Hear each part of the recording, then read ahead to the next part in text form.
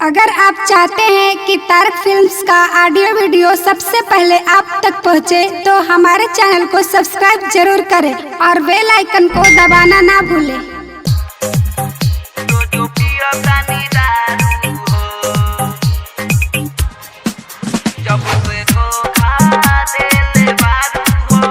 बाबा recording studio Sachin पाली गांव सूरत।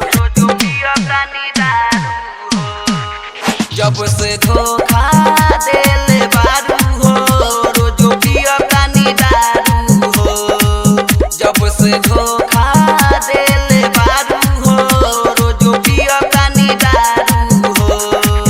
कैसे रहिले दुख सहिले, कैसे रहिले दुख सहिले, टूट जानी का दारू हो।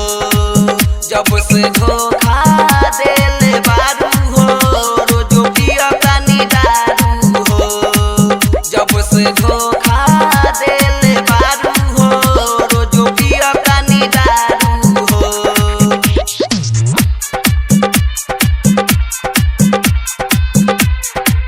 जब से धोखा देले बारू हो,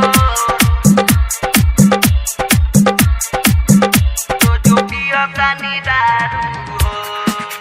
भइनी पागल घूमी भागल, तोहरे चलते हो, तोहरे चलते हो आके देख देह जाता हमारे गलते हो, हमारे गलते हो। भइनी पागल घूमी भागल, तोहरे चलते हो, चलते हो आके देख देह जाता हमारे गलते हो।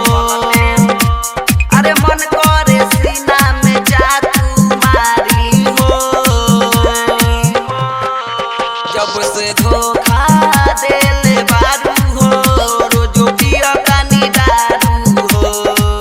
जब से धोखा देले बारू हो, रोजो पिया तानी दारू हो। जब से धोखा देले बारू हो, रोजो पिया तानी दारू हो।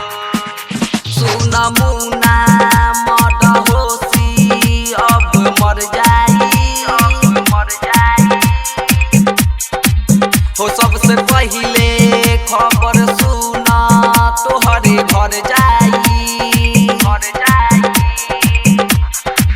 सुन की तू भूटी गुप्ता अब मर जाई, मर जाई हो। सबसे पहिले खबर सुन तोहरे घर जाई। हमरा साथे बारा छल कइले बारू हो। जब से धोखा देले